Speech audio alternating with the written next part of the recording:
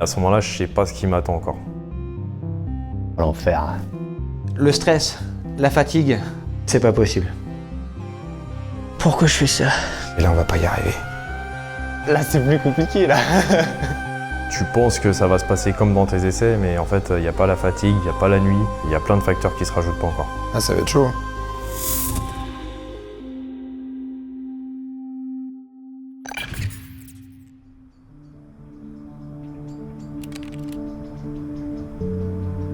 Les 23h60, c'est une course d'endurance. C'est une course qui à la base se veut amateur et qui faisait partie du championnat d'endurance français. Et maintenant c'est une épreuve hors championnat qui est maintenant sur le CIK, donc le circuit international de karting qui est situé entre le Bugatti et le circuit de karting Alain Prost. Le circuit Bugatti, c'est le circuit où on voit les vrais 24 heures du Mans, le MotoGP, etc. On est sur une compétition qui intègre deux catégories, les moins de 15 chevaux et les moins de 25 chevaux. On a l'habitude de dire c'est la petite 24 heures du Mans. On fait des ronds, en relais, sur la même moto, comme les grandes 24 heures du Mans. Le vendredi après-midi, ça commence par les essais, puis les qualifs, et en fin de journée, il y a les essais nocturnes. Ensuite, la course commence le samedi à 14h30. Donc le moteur a déjà 5, 6, 7 heures de roulage avant d'arriver au départ. Elle va devoir démarrer à chaque ravitaillement, à chaque arrêt pilote. Et après, la difficulté pour un pilote de tenir les 24 heures, c'est le côté physique et le côté nerveux. Il faut être capable de tenir la durée, quoi. T'as pas vraiment le temps de te reposer, faut être fort moralement.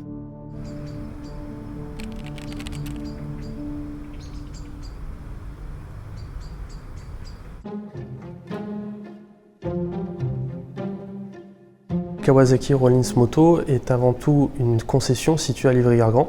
Elle a composé son écurie des mécanos et aussi des collaborateurs de la concession. Mes collaborateurs et après les amis. Ce qu'on a utilisé comme moto, donc c'était une Ninja 250. Avec la plus grosse cylindrée, parce que c'est soit 125 ou 250 cm3.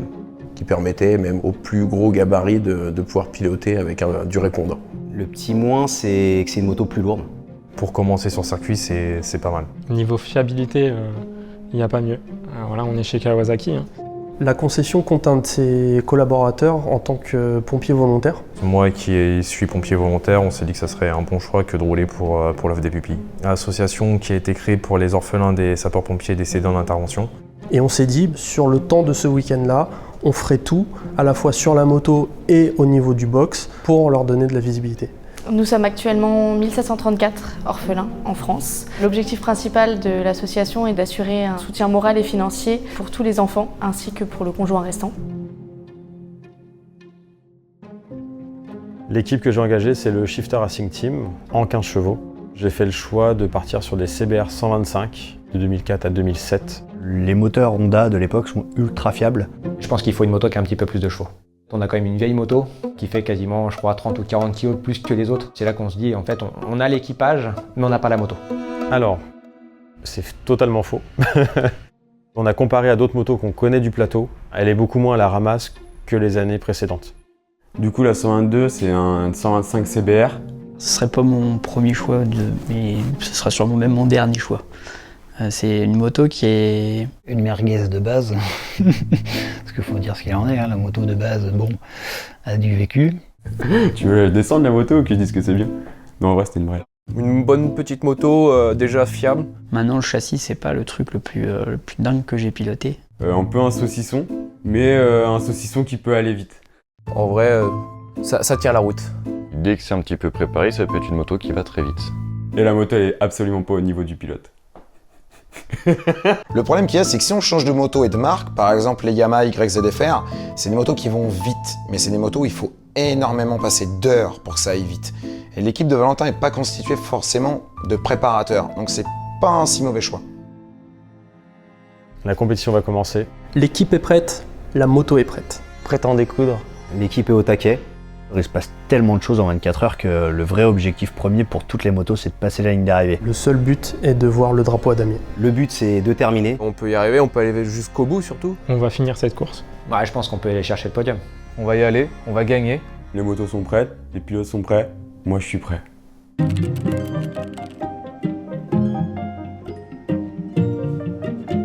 Donc les qualifs commencent. Je finis les motos dans le stand, la mécanique est prête. L'objectif, il est simple, c'est faire des ronds et ramener la moto en entier pour pas l'abîmer avant la course. La course dure 24 heures, peu importe la place sur la grille de départ, l'objectif c'est de vraiment pas abîmer la moto et essayer de faire le meilleur de ce qu'ils peuvent, quoi.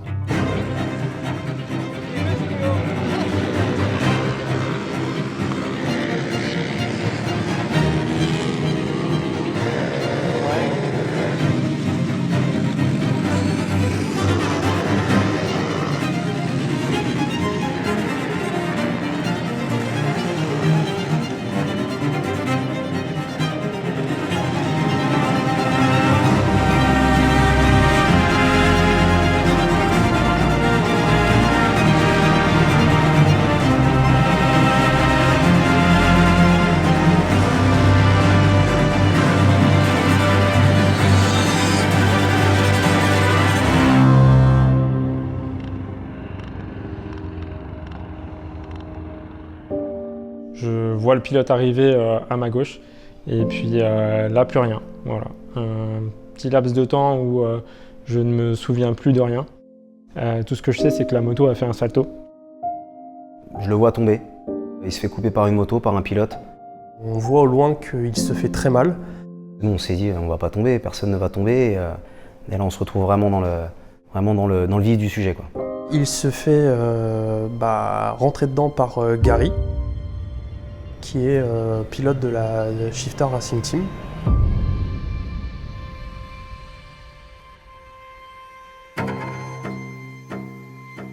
Je commence à prendre mon virage à gauche, donc en bout de ligne droite. Et donc j'étais sur l'angle, et là je vois le pilote arriver, me shooter.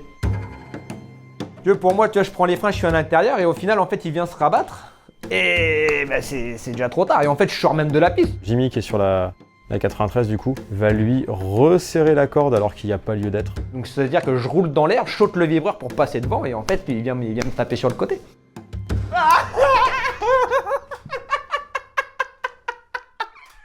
Je roule dans l'air, je saute le vibreur. Il nous dit ça le soir. Je lui dis en gros, je fais t'as perdu l'avant, quoi. Je ne sais pas, je pense qu'il a mal géré son virage. Il essaie de faire l'intérieur à deux pilotes sur un virage qui est ultra serré. Je pense que les mecs ont pris leur trage et qu'il a été gourmand, malheureusement. Et du coup, c'est toi qui les découpes. De mémoire, il était déjà par terre quand il m'a shooté. Enfin, moi, quand je roule sur le CIK ou sur n'importe quel circuit, je m'attends pas qu'il y ait un mec qui déboule de l'herbe, en fait. Qui est fautif, je sais pas. Je pense que chacun essaie de défendre son beefsteak, quoi. En fait, il y a un problème dans la moto, c'est nos égos. On ne tombe pas, c'est les autres qui nous font tomber. C'est une chute d'engagement, quoi. C'est une qualification, on y va, on roule, on veut faire un chrono et à un moment donné, on pousse un peu trop les limites de la moto. Mais ça a failli être la fin du Kawasaki Rollins Moto. On s'est vite dépêché pour ramener la moto au stand et la réparer. Je rentre en courant avec la moto, mon gars. Je serais cru que j'avais broyé la brêle. J'ai peur en fait d'avoir tordu la fourche ou d'avoir voilé la jante. Et au final, une fois qu'ils sont repartis, qu'ils ont tout réaligné, tout allait bien. Pas trop de bobos pour la moto, les autres je sais pas trop ce qu'il en est, je pense pas non plus.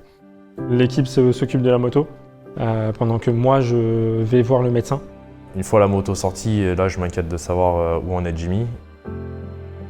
Alors je déclare forfait puisque j'étais complètement bloqué au niveau des cervicales. Je pouvais plus bouger la tête de gauche à droite. Beaucoup de déception, voilà, surtout que on m'a shooté, quoi. Je ne suis pas tombé tout seul. Voyant ton pote qui sort du médical, qui te dit qu'il peut pas rouler, tu te dis qu'en fait finalement tu prenais ça à la rigolade mais que t'es pas là pour blaguer non plus. Prochaine qualification, prochain pilote.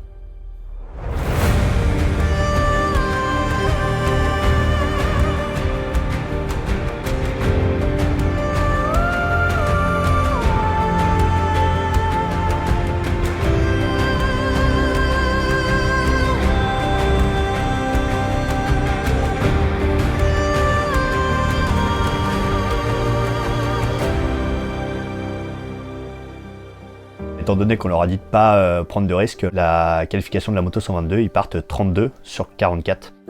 C'est pas un excellent résultat, mais la moto va bien.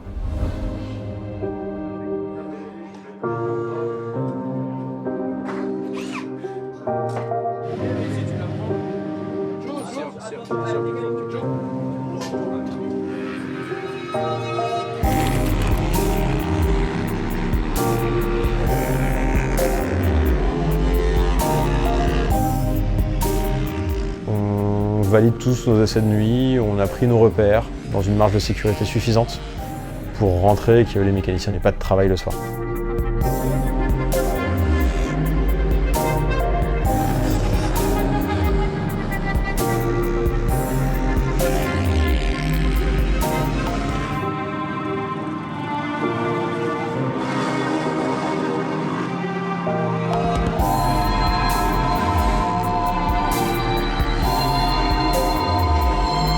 Tout se passe bien, rien à signaler, il n'y a plus qu'à partir demain.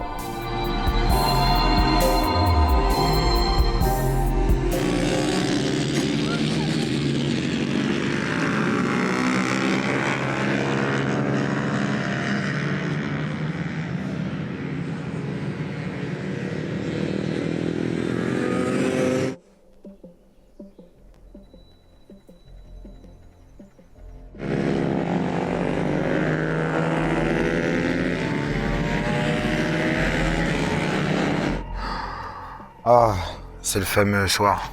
Là, il m'avait broyé la moto. Ah, la moto, elle était broyée.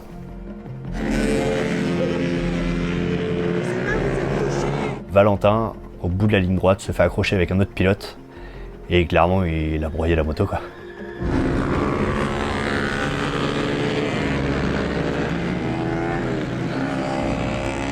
Est-ce que sa combi elle est encore en état de rouler? Est-ce que lui il est blessé? Comment il se sent? Comment il prend la chute? Est-ce que ça l'a pas impacté? Est-ce qu'il va rester confiant et pas avoir une perte de confiance en lui? Tout était cassé. Et on était à 5 minutes de la fin des essais de nuit.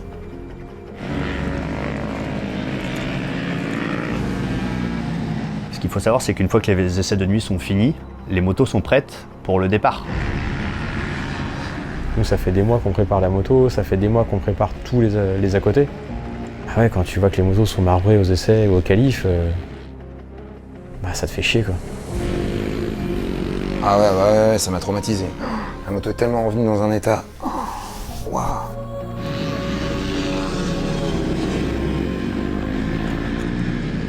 C'est désastreux, c'est hallucinant, quoi. Tu te dis, mais en fait, elle est morte, quoi. Elle est morte.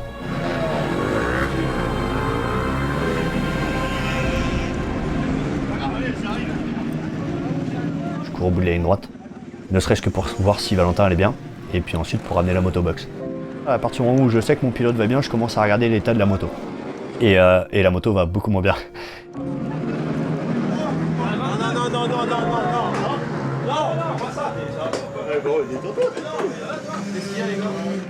Non, mais a priori, la chute a pas impacté réellement la moto. Elle doit avoir 2-3 rayures. Je crois qu'il y avait un levier de cassé, mais rien d'important.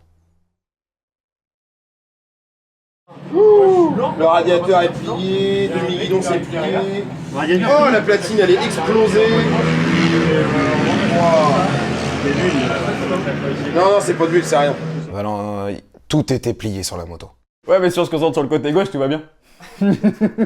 Bah pour moi, je me fais découper parce que en fait, la concurrence voulait m'éliminer en fait. Ils savaient que j'étais le meilleur du plateau. Oh, elle est bien celle-là. Valentin, un petit souvenir, son petit pendentif.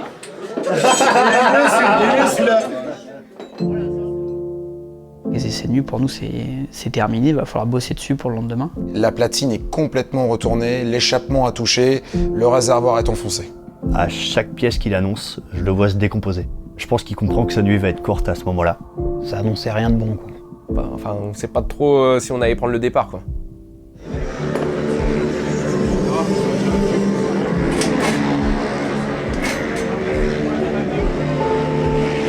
Limite, faut aller voir chauffeur chez Maxime, essaye de récupérer la pédale, limite, tu peux peut-être te démerder en changeant de la vis.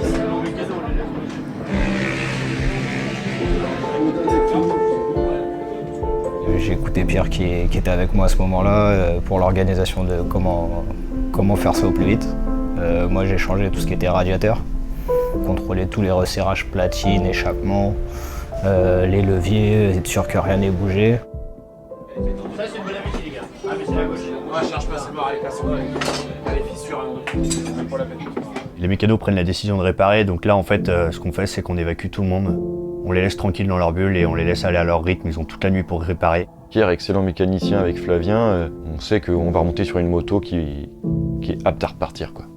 Honnêtement, on ne sait pas si on va pouvoir la faire partir sur la grille. On ne sait pas si on a assez de pièces pour la réparer.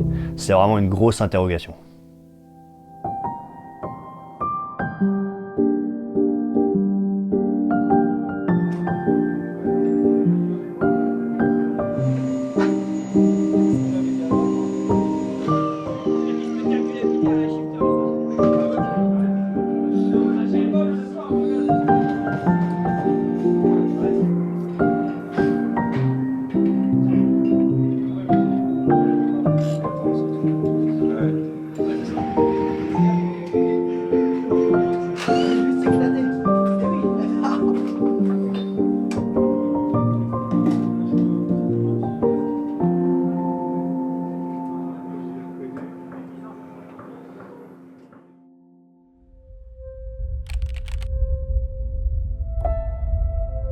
Ça y est, on est samedi, c'est le jour de course. Les mécaniciens, ils ont remis la moto en état. Elle est prête à partir pour la course. Eux sont confiants, ça me rassure. Voilà, on a essayé, la moto à freine, elle accélère, ça tourne, c'est très bien.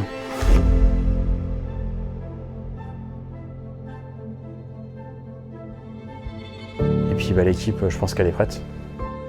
Je me sens pas spécialement prêt pour la course parce que j'ai pas l'impression d'être allé sur la moto. Le stress prend vite le dessus. Est-ce que je vais tenir? Est-ce que je vais être à la hauteur pour la team? Parce que la team a des attentes aussi. Est-ce que les mecs vont rouler aussi sauvage qu'au qualif? T'as trop de questions et toutes ces questions-là, en fait, c'est une boule en toi qui te fait peur.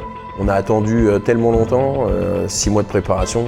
C'est un mélange d'excitation, d'adrénaline. Genre de ferveur avant course, incroyable. Le seul but, c'est de terminer, c'est tout, point final.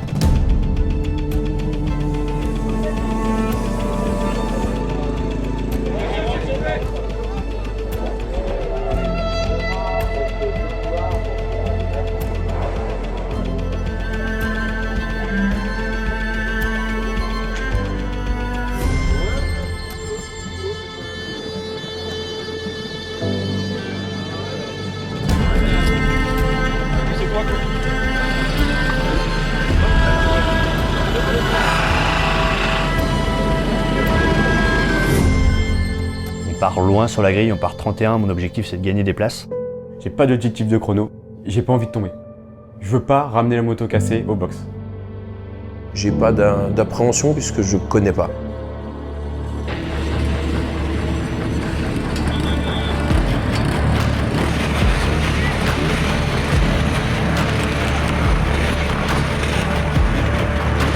On arrive à 44 au premier virage, mais il faut un peu sortir les coudes pour se faire sa place, quoi.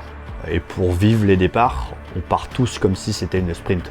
Donc on part à fond avec un petit côté raisonné, qui est très léger quand même.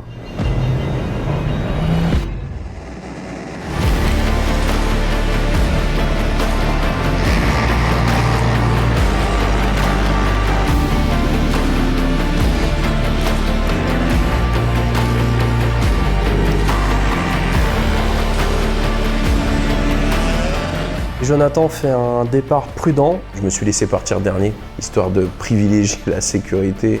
Le premier virage, je sais pas si je vais le prendre extérieur, je sais pas si je vais le prendre intérieur. Je ressors du premier virage, je crois que j'ai gagné 7 ou 8 places, quoi.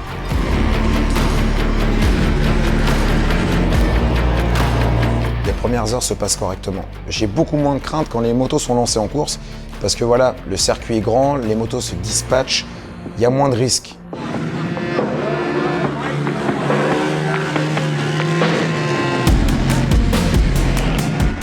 Je roule ultra sécure, je fais pas des chronos de fou.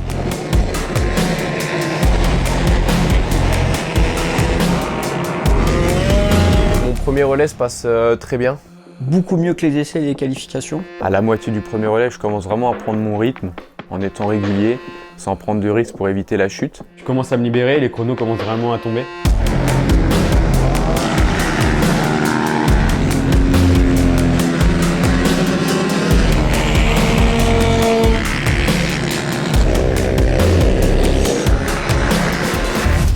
Benoît prend le départ, il avait remonté pas mal de places. Quand je redonne le guidon, on a repris 20 places dès le début, c'est plutôt bien.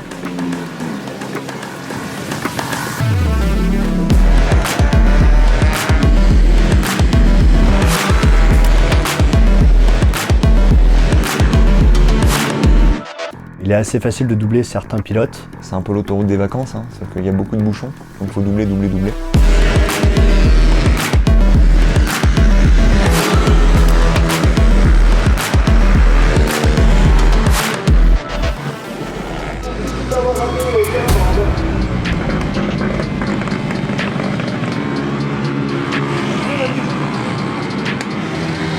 Bon alors, comment ça se passe?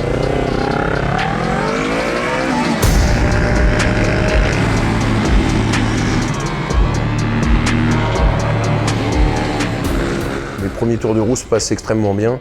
Je prends plaisir, mais je suis pas non plus à ce moment-là en méga gros kiff. Je suis dans un état concentration. C'est là que je me rends compte que les mecs sont énervés quand même. T'en as certains, t'as l'impression qu'ils jouent clairement leur vie. Sur le coup, nous on veut juste finir la course. Les mecs étaient énervés. Ah, ils étaient en rogne quoi.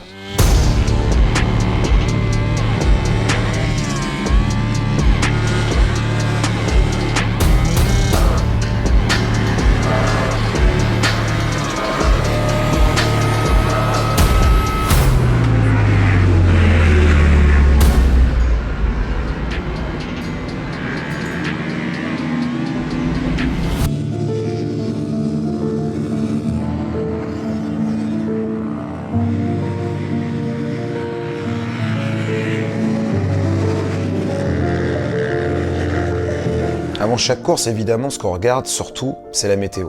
Et ce soir-là, on savait que la pluie allait arriver. Mais elle arrive d'une manière assez douce, qui fait qu'on est tous dans le flou.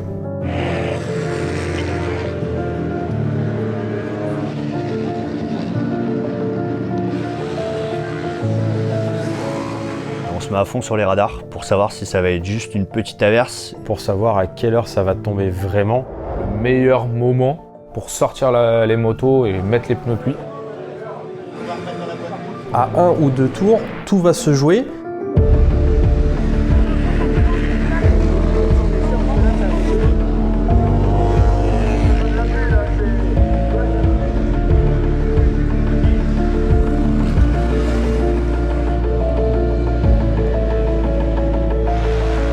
Et on a senti les premières gouttes d'eau arriver. Là, c'est le stress. C'est festival dans ma tête parce que je me dis putain, de la flotte enfin.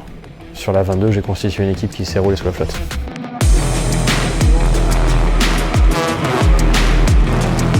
Et donc là, il fallait vite prendre une décision de savoir est-ce qu'on monte les pneus pluie ou pas. Je pense qu'on va rester sur les pneus secs encore un petit peu. Personne veut changer ses pneus tout de suite, sauf que là ça commence à glisser sévère quoi. À ce moment-là, je me dis, faut pas aller chercher des chronos, faut juste limiter la casse. Rouler fort quand c'est gras, que t'as pas vraiment d'adhérence, mais que tu peux pas partir en pluie, c'est casse-gueule. Ah mais non, là c'est mort, regarde, là on est en plein dedans, là on va prendre tout ça. Le temps qu'on se pose la question, Pierre il sort sur le bord de la pitane, il leur dit de ralentir parce qu'en fait ça tombe dans tous les sens. Mais en fait, c'était déjà trop tard. Je pense que je dois être l'un des rares pilotes du circuit qui attendait un peu la pluie. Et j'ai beaucoup d'expérience à roulage sous la pluie. Je ne roule jamais sous la pluie, ou du moins très peu, où il faut vraiment que j'ai pas le choix. Je suis pas un pistard, je ne connais pas les changements d'adhérence. Aujourd'hui, la pluie, nous, c'est vraiment notre point fort. Je suis à l'arrêt quasiment, je me fais doubler par tout le monde. On sait que sous la pluie, il y a beaucoup de chutes aux 23h60, donc l'objectif est tout bête, c'est de faire le plus de tours possible, de rester sur ses routes, pas partir à la faute. Moi je sais que la semaine précédente, il y a eu justement une casse moteur, de l'huile partout, et que la moindre goutte d'eau va tout faire ressortir. Oh là là les gars, c'est carnage de chute là, on dirait que la 1, 2, 3, 4. Oh la vache. Encore une. Il commence à beaucoup pleuvoir. Bah, je voyais tout le monde tomber. En un tour, j'ai peut-être vu 6 chutes. Il y a eu 140 chutes pendant le week-end. À ce moment-là, je suis sûr que tu es à 100 chutes. Un désastre total. Même les commissaires de piste ne savent plus où donner de la tête. Il y avait tellement comme pièces sur la piste et ils ont sorti le safety parce qu'ils n'arrivaient plus à gérer tellement qu'il y avait comme chute. En gros, c'est le carnage, quoi.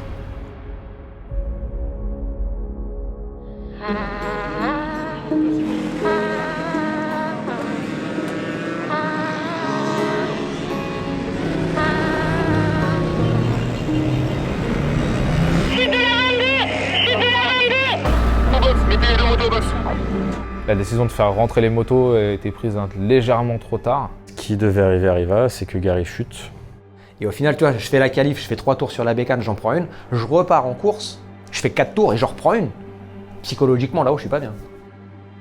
Je me dis, qu'est-ce que je fous là? Je pensais pouvoir faire encore 2 ou 3 tours pour faire une vraie remontée et montrer un peu au team le potentiel de pilotage que j'avais. Donc juste après la chute, je relève la moto, j'essaye de repartir et au final j'ai plus de sélecteur, je peux plus passer de vitesse.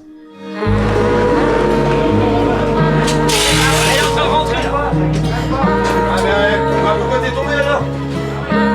Allez, on s'en fout, c'est leur deuxième là. Allez les gars, on se concentre, on se précipite pas. La 122 rentre dans un tour. Ouais. Vas-y, c'est bon. Derrière, on a fini nous. T'as pas d'alerte. Ah putain, y'a plus de sélecteurs, ils ont tout perdu. C'est une connerie, tu vois. Eh les gars, restez en Les mécanos font le travail nécessaire, changer de mi-guidon, les platines, et vont pour changer les pneus pluie. Quand je rentre, moi je veux rester en slick, parce que il pleut pas assez. Ça aurait été une erreur de le faire repartir en slick. Bah non, ça glisse pas. La piste est pas encore, elle est pas mouillée. Pour moi, la moto avait encore du grip. Il est tombé sur un gauche qui, même sur le sec, est piégeur. Là, pour le coup, j'ai vraiment eu aucune alerte. Et la chute que je prends, c'est sur une remise de gaz. En général, tu tombes pas sur une remise de gaz. Il est sur la moto. C'est lui qui doit avoir raison, en principe. Il y a des motos dans tous les bacs à gravier, c'est un carnage. Il y avait que des motos par terre. Donc oui, sa chute était liée à la pluie. Si on continue à mettre du gaz, ça tient. C'est à lui qu'il faut faire confiance. La 125, le problème, c'est que vu qu'on n'a pas de vitesse, les pneus refroidissent très très vite. Et c'est là qu'on peut arriver très vite à l'erreur. On va les bouffer, c'est pas grave, mais au moins, on prend pas de risque. Parce que là, les chutes, on perd du temps. À aucun moment, on regrette notre choix. Combien en bout de sélecteur? Ah bâtard, il est... Allez, c'est pas grave, putain. Les poignées bleues, recherchez. C'est quoi, les gars? C'est bon, là? Ça fait maintenant? Allez, ça regarde tout à l'heure. Une pince, donne-moi une pince. Pince multiple. Les pneus sont encore chauds ou pas? Le pilote est prêt? Pilote! Il est là, il est là. Regarde de pas.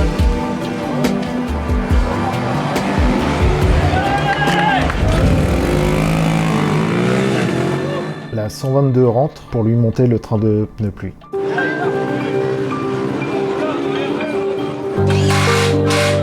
Cap pour l'avant. Allez, go, ça repart.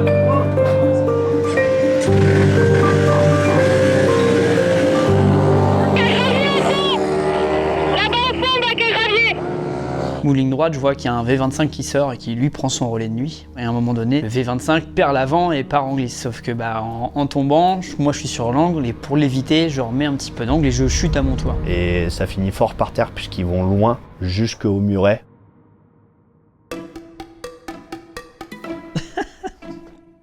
Un grand moment de solitude. Oh, je suis tellement content de voir ça.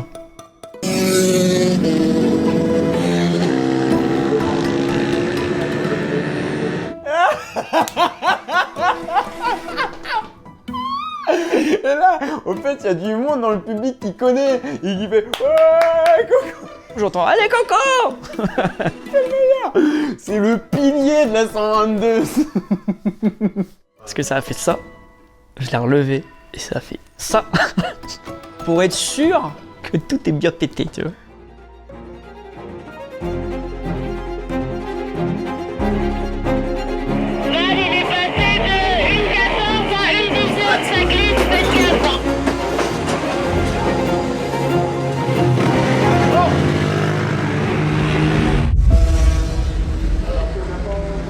Baptiste rentre dans 5 tours. Il faut juste qu'il tienne ces 5 tours-là. Et comme ça, on fait notre relais comme prévu et on fait le changement de pneu.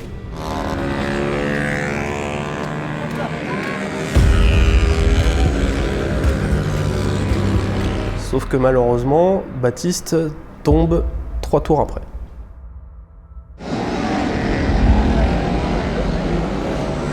La chute est... J'arrive toujours pas à l'expliquer. Et là, en gros, la moto, elle glisse. Et elle vient se prendre sur le vibreur, elle fait un salto. Et là, c'est la merde. Le tonneau, c'est dramatique pour une moto. Et c'est très souvent là où on a le plus de casse.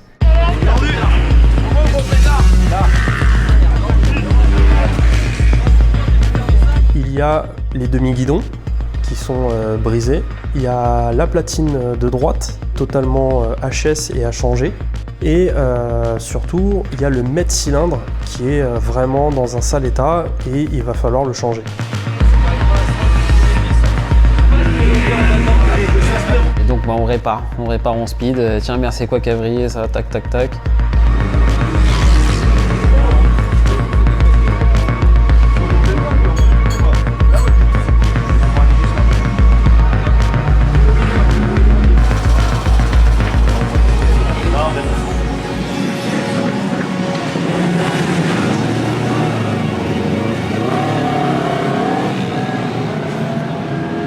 On a checké tout vite fait, et là, me voilà reparti pour un relais suivant. Mais on s'est tous bien entendus, on arrivait à discuter et à se comprendre surtout. Donc là, en gros, on a oublié de changer les pneus. Non, on a vraiment oublié de changer les pneus. Putain ouais, mais oui, puis oui, on en a parlé en plus. Ok. C'est possible ça. Il n'y a pas un pilote qui se dit il pleut, faut changer.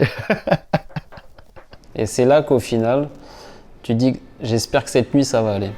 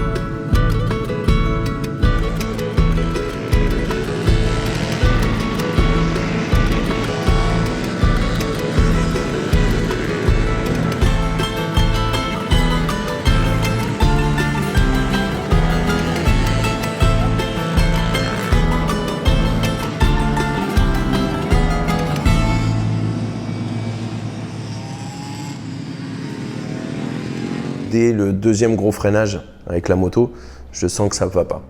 Je me rends compte que la roue avant en fait reste freinée. Je décide de me jeter dans l'herbe pour éviter de gêner les autres concurrents. Je relève la moto, je me rends compte en fait que la roue avant est complètement bloquée. Puis tu vois qu'il tape dans le levier de frein, il met des coups de latte dans les étriers, le pauvre. On le voit qui s'acharne, qui s'excite à revenir, repartir, revenir, à essayer de débloquer quelque chose à l'avant de la moto. Donc on attend comme des nazes, sauf que attendre, c'est une course quoi. Donc on le voit pas revenir, Une fois que la moto a refroidi, je récupère la moto pour pouvoir la ramener au box. Et effectivement, on se rend compte qu'en fait, il y a un problème avec le mètre cylindre, certainement lié à la chute de Baptiste survenue un relais et demi avant. Donc tout de suite, les mécanos se mettent en œuvre et je vois la direction de course qui m'attend devant le box. Et là, on nous apprend qu'on est disqualifié.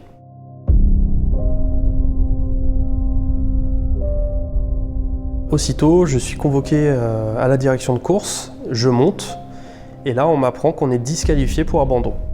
Si tu t'éloignes de la moto, eh bien, c'est considéré comme un abandon. Et en fait, au moment de la chute, Joe a vouloir essayer de débloquer le mètre cylindre et l'étrier. Il s'est éloigné pour, par colère. Exactement ce qu'on nous a reproché.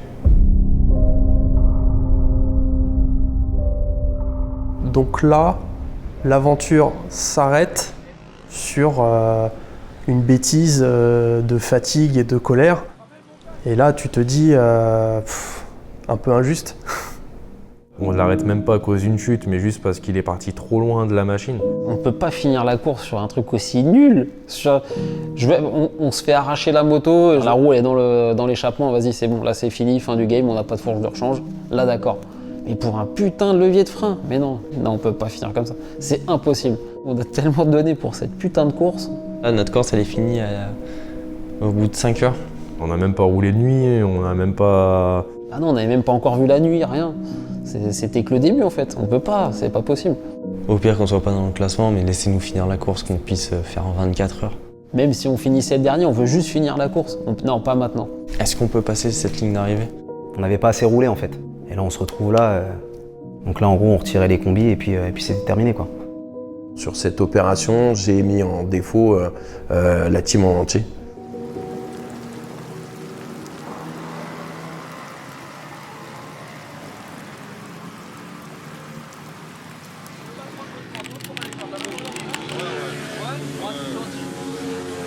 La direction de course nous annonce que nous sommes repris dans la course. Sous réserve d'un contrôle du directeur technique. Donc on peut reprendre la piste à condition que la machine soit en état. Et il n'y avait pas grand chose à faire finalement, on a remplacé le mètre-cylindre d'une purge et puis le bon levier. On en profite pour mettre les pneus plus, tout à fait. On a la direction de course qui est dans le box, qui regarde ce qu'on est en train de faire. Et il nous valide en fait pour repartir.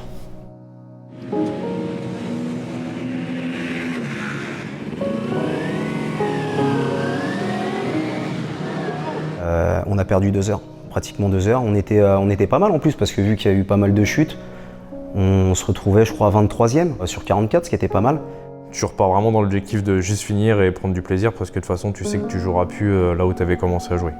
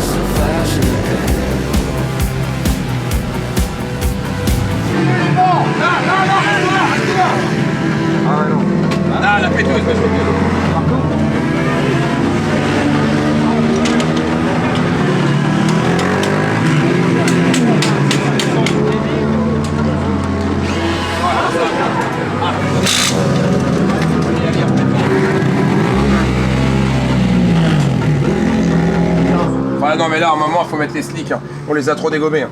Parce que là tout à l'heure ils étaient pas usés comme ça. J'ai essayé de faire voir que le pneu était HS. Le problème c'est que s'il pleut. Ouais mais normalement il va plus flotter. Ouais. Non, il pleut.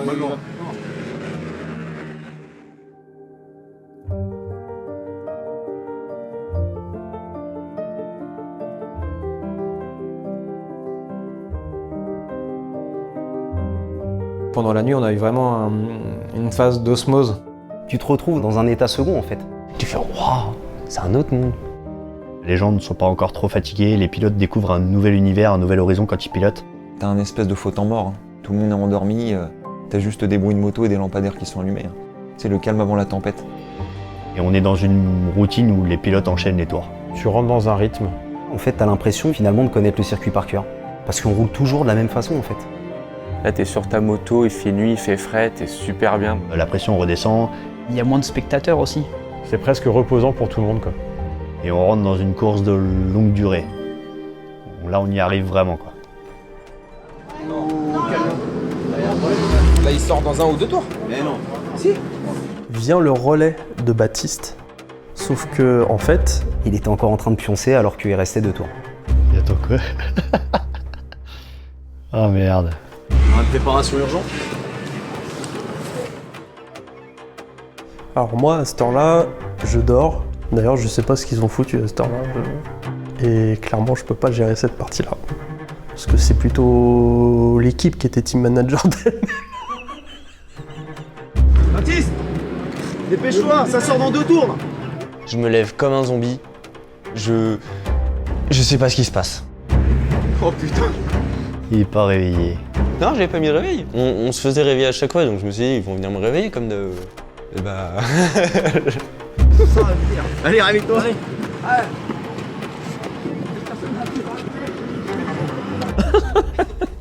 Nous, il y a une règle pour ça. Quand le pilote qui part monte sur la moto, l'autre, il est en combi, il a plus que son casque et ses gants à mettre. C'est ça dans tous les teams. Et ça évite ce genre de... Parce que là, c'est compliqué. Là. T'inquiète pas, vas-y. Je viens de finir mon relais, je descends de la moto et puis en fait je vois que ça s'affole de partout. Et là en fait je vois qu'ils sont en train d'habiller Baptiste, un pantin de machin, il est comme ça, t'as tout le monde qui est en train de lui mettre ses gants, son casque. Il est encore dans les vapes, hein. Clairement on est obligé de l'habiller. Clairement, le mec, à aucun moment, il va pouvoir monter sur la moto. J'ai l'impression d'être Iron Man. Tu vois la scène où t'as tous ces éléments qui arrivent à lui, mais là même, tout arrive à moi comme ça. À droite, à gauche, on met ma combi, mes gants, ma dorsale. Bon bah, allez, on y va, on se fait. Allez. On l'a porté sur la moto. Il était complètement endormi. Il était écrasé comme ça, il ressemblait à rien. Et on se dit, qu'est-ce que ça va donner? Pourvu qu'il ne tombe pas. Il va nous faire n'importe quoi, il va chibrer, il va planter la moto.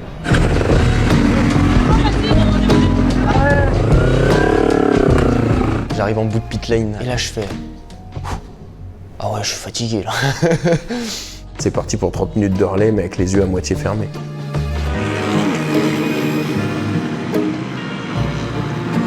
Et le plus marrant, c'est qu'il a pété son record ce con. J'ai adoré mon relais. Improbable quoi. Le mec il sort du sommeil, il pète ses meilleurs temps. Il devait dormir encore. Peut-être pour ça qu'il roulait très fort.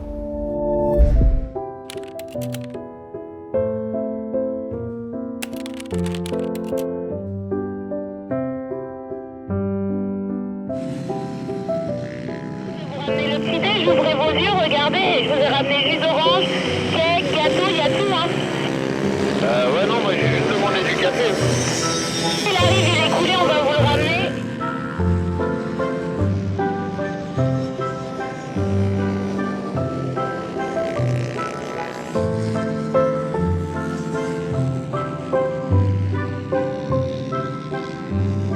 Tu sais, quand tu te réveilles, il y a un moment, tu te dis, mais qu'est-ce que je fous là? Pourquoi je fais ça?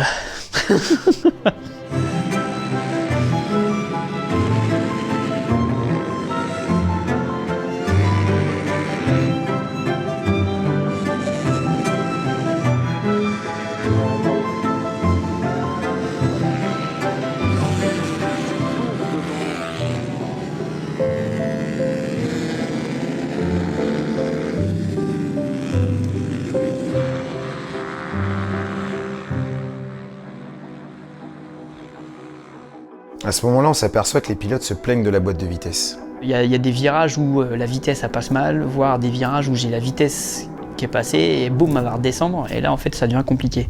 Donc on surveille la moto passer dans la ligne droite. Et en fond de ligne droite, on voit qu'au passage de rapport, la moto fume, ce qui n'est pas normal. Il se passe quelque chose. Et à un moment donné, La boîte, elle veut plus rien savoir. Je peux plus rétrograder. Là, je fais, mais vas-y, elle a quoi la moto? Prise de décision immédiate, hein, on la fait rentrer, check-up. Je rentre, ils me disent d'aller directement dans le box. Je me dis, allez, la boîte elle est en train de péter. Et ils me font, non, non, t'inquiète, il manque de l'huile.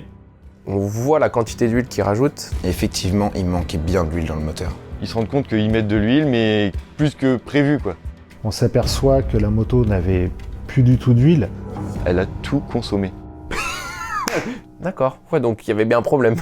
Donc on se dit que la moto, elle roule sans huile depuis hier. On a vraiment pu casser une boîte ou un moteur.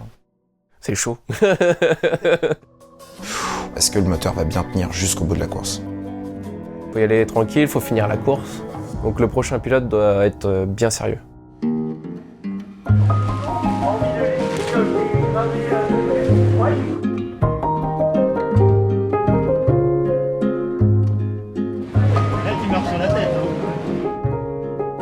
À la moto, oui, j'ai complètement confiance. Il n'y a pas de gros problèmes à la moto. Je suis taqué jusqu'à la fin. Pour mes derniers relais, je suis à fond. Ouais.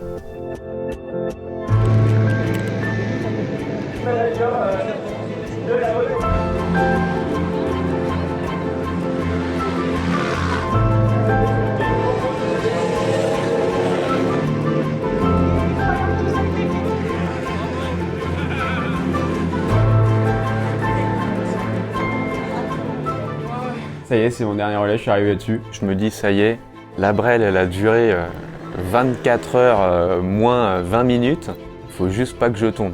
On veut passer la ligne d'arrivée, on veut terminer cette 2360. Je me dis, pas d'erreur, je veux juste qu'on assure et qu'il n'y ait pas de bavure. On doit juste préserver la moto et finir cette course. Garder en objectif le drapeau à damier. J'imaginais pas voir l'arrivée, au final c'est un peu le cadeau que m'a fait la team. T'as plus la fatigue en fait. Complètement, en fait, je suis relâché, je suis libéré, je prends que du plaisir à rouler en fait. Non, putain, on l'a fait. Les gars, putain, c'était bon, putain, on l'a fait. On est à quelques minutes de l'arrivée. C'est Romain qui roule. Et là, je dis putain. Les gars, box pour la 22, Romain rentre, je l'ai pas vu. Il a pas fait signe, il a pas prévenu, je sais pas ce qui se passe. Et on entend box, box, box, mais on sait pas du tout pourquoi il rentre. Et là, on se regarde, mais... On comprend pas pourquoi la moto rentre dans le paddock sans nous avoir prévenu. Donc on est là aux aguets à se dire qu'est-ce qui se passe? Et là, grosse panique à bord, les mécanos qui commencent à préparer des pièces et tout. On se dit mais qu'est-ce qui va pas? Est-ce que c'est lui qui va pas ou est-ce que c'est la moto qui a un problème?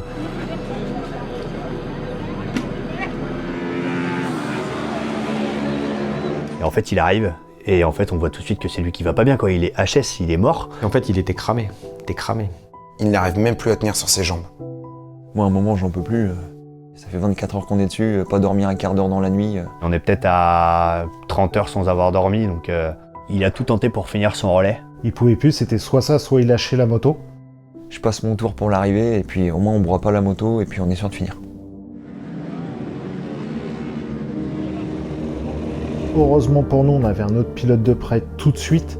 Donc du coup, je repars pour la fin de course et passer le damier. Et la moto, elle va finir, mais gros coup d'adrénaline à quelques minutes de la fin, quoi. C'était le gros moment de stress avant de passer la ligne d'arrivée, mais on y arrive. C'est extraordinaire cette année. La 22, elle a joué le podium toute la nuit. Et on va aller au bout.